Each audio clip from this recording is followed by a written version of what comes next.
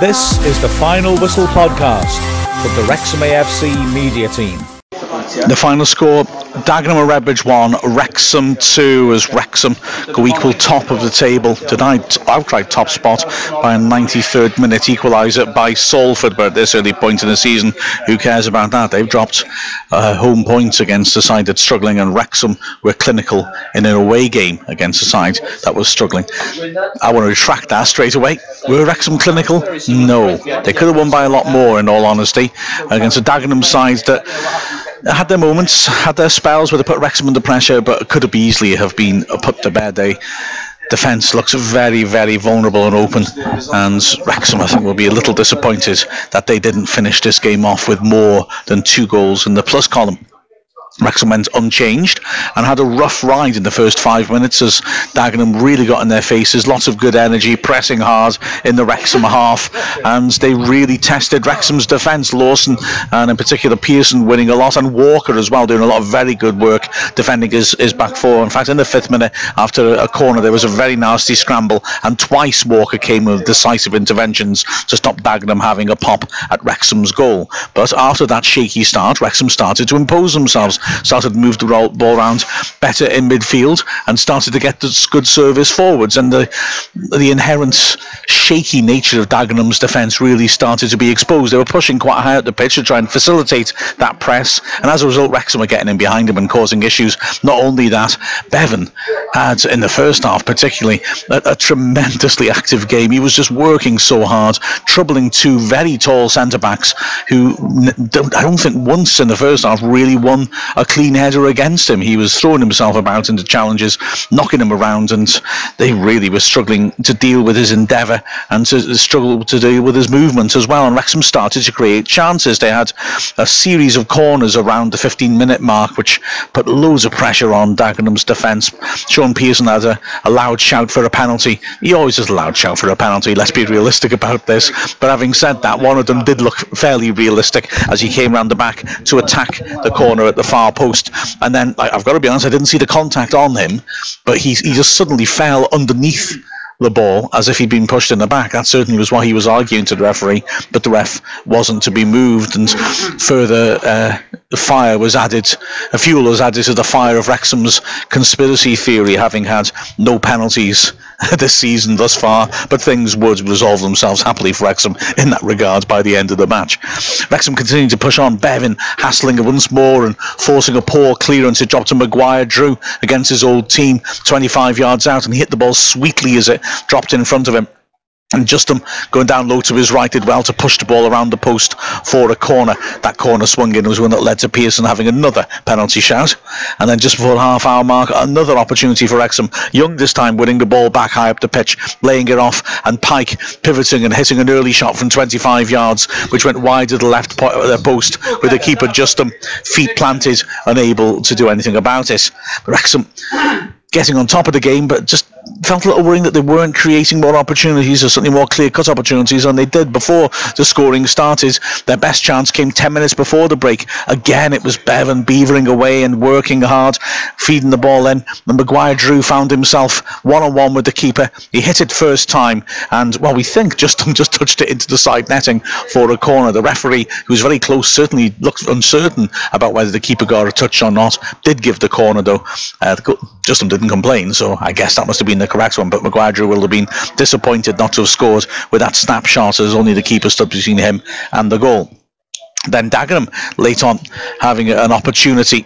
Bellamy standing a ball up to the far post. Romain, who was Dagenham's best attacking player, on the right hand side from a tightish angle, meeting it with a powerful header about 10 yards out, straight at Lainton.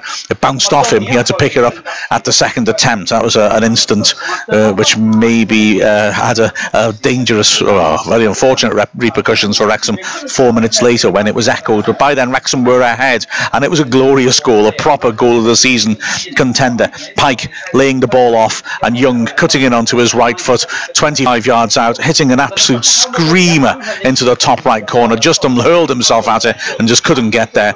Surely no keeper would have saved that. I mean, Young's got a reputation for scoring long ranges. That was his first goal since February, and I've got to say, the moment he hit it, you just thought it's a goal. It was a magnificent strike, sweet contact.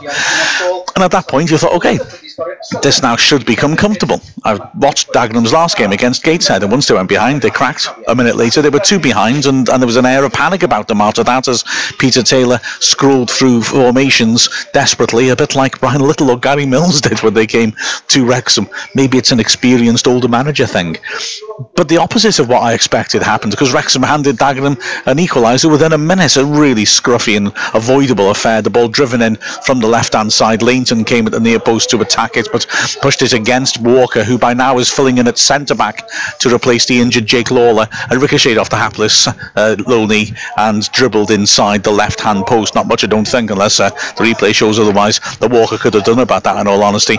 And Wrexham went in level, and I'm sure extremely frustrated. The second half was scrappy, especially the first 15-20 minutes or so, and certainly Wrexham didn't impose themselves. Within the first minute, Pike managed to get into a one-on-one situation, denied by a sliding tackle from behind by Will Wright. I've got to hold my hands up and say, at the time I thought it was a foul on him and therefore a red card, but no appeal from Pike, so I think he must have just got round the side of him and managed to get a toe to it.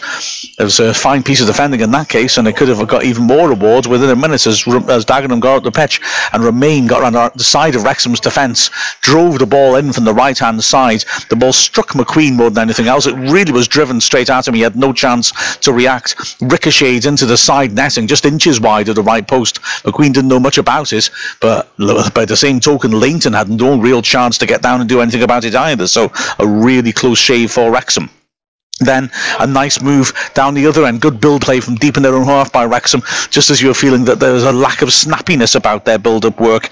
It ended with Summerfield picking the ball up. He'd been central to the move, about 35 yards out, trying to play a little dink to put Bevan in on goal. It was under hit, but it was a poor clearance by Gordon. Akeel Wright, who'd come on for the injured Lawler, attacked it on the edge of the D, made an excellent contact with his drive. It was deflected onto the bar, I think maybe by the keeper, in which case it was a heck of a good save, and ricocheted away for the corner. Super effort by Wright, who of course still hasn't scored for Wrexham. I can assure you that's by some distance the closest that he's come. And Wrexham continues to try and push on. A good breakaway down the right hand side.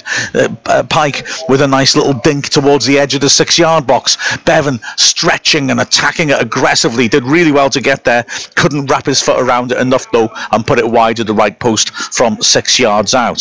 Some respite for Dagenham came when they made a double change and took on a slightly more attacking Hugh. Reynolds cutting in from the left-hand side onto his right foot. It looked set up for him to try and curl one into the top right corner. Instead, he looked to deceive the keeper and pull it into the bottom left. Langton reacted well, a good low pally to push it around the post. And 7 minutes later, Wrexham were ahead. The ball played to Bevan, who made a good run down the right-hand side.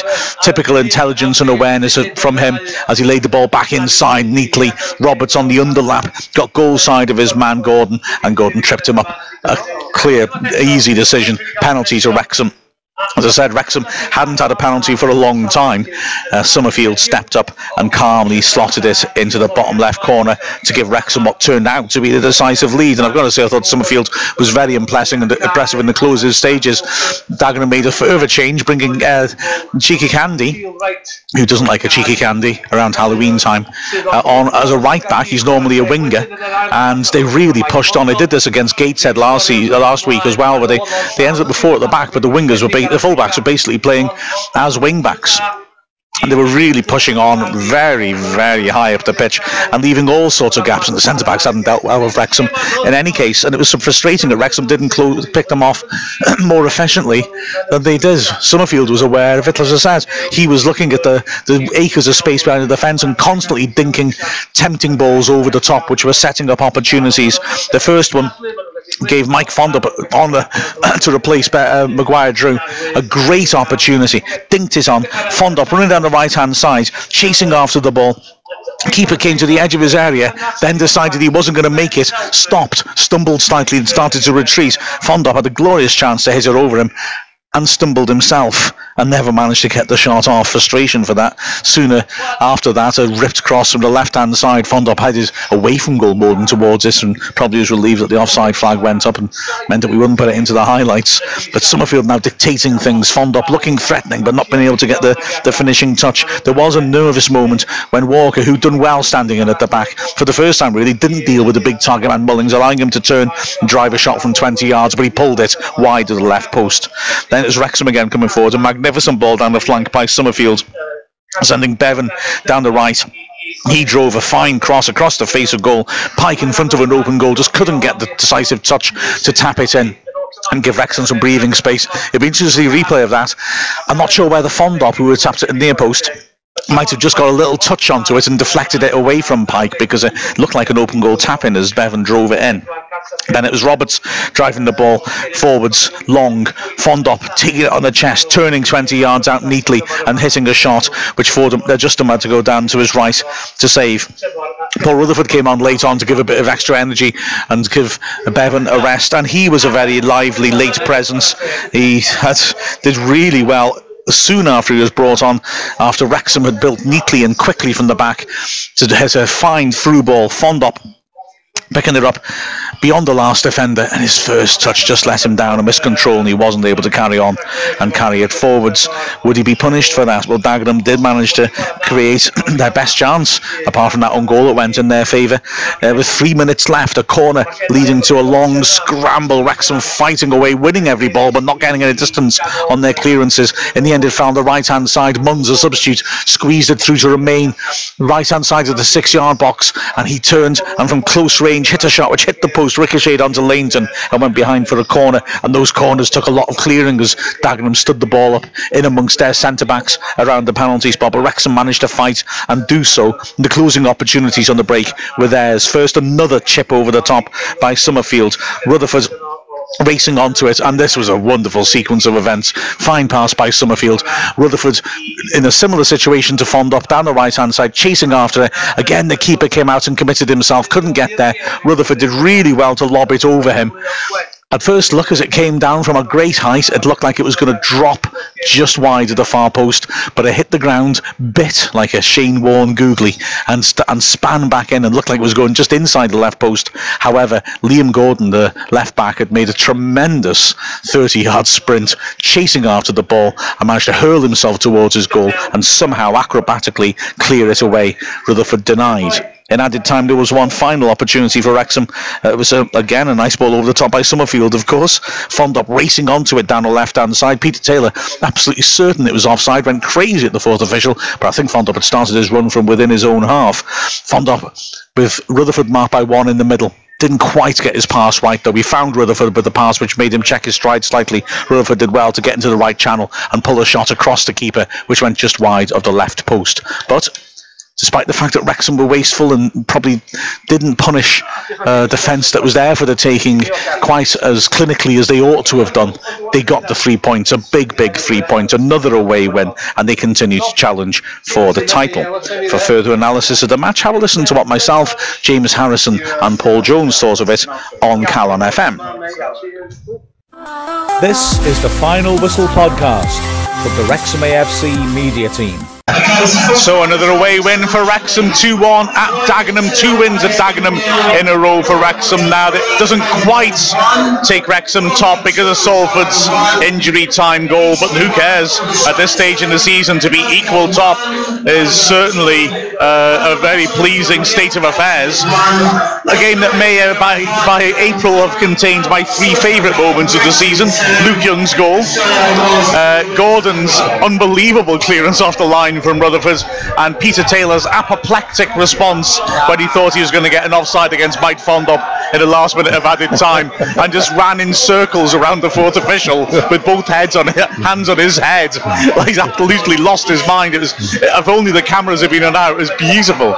But I think, Paul, honestly, that the bottom line is that we need to be more clinical, because that defence was there for the taking. We could have put a lot of goals past them, and after the Havant game, as James said, we scored 1, we could have scored 5 or 6. I mean, we've got to put teams away when they let us create this number of chances and get into this number of good positions, I think. Oh, definitely, because looking at sort of the run of corners in the last 5 minutes, which Dagenham had, balls all driven across, our headed clearances weren't being cleared, they were just going straight up behind the player into the box, and it was heart in mouth time.